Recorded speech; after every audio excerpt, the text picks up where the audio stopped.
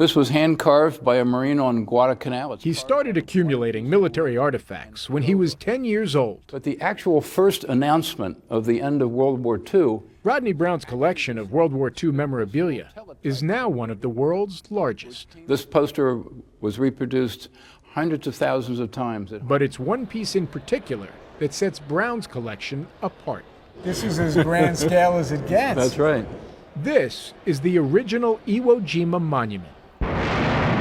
It was inspired by combat photographer Joe Rosenthal's picture of 5 Marines and a sailor raising the American flag during a battle that cost 6,000 U.S. lives. Sculptor Felix de Weldon was so moved he used his own money to create it, finishing the 12-foot statue 6 months after the battle. The statue was displayed in front of the Federal Reserve Building in Washington during the late 40s.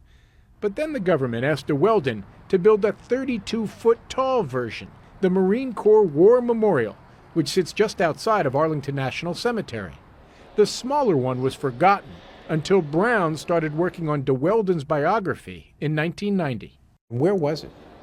It was in the backyard behind de Weldon's studio in Washington, D.C. When you saw it, what did you think?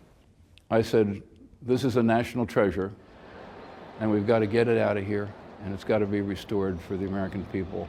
Brown offered de Weldon a trade, the statue for a Stradivarius violin, a silver trophy, and some cash.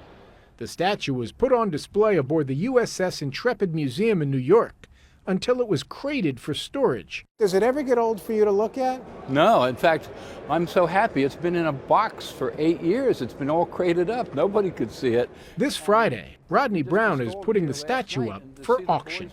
The auction house says it could fetch $1.8 million.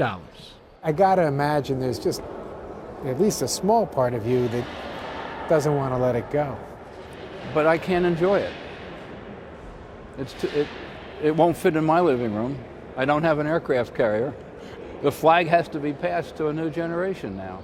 A new generation that Brown hopes will honor the sacrifice and valor of an older one, immortalized in this American treasure. Jim Axelrod, CBS News, New York.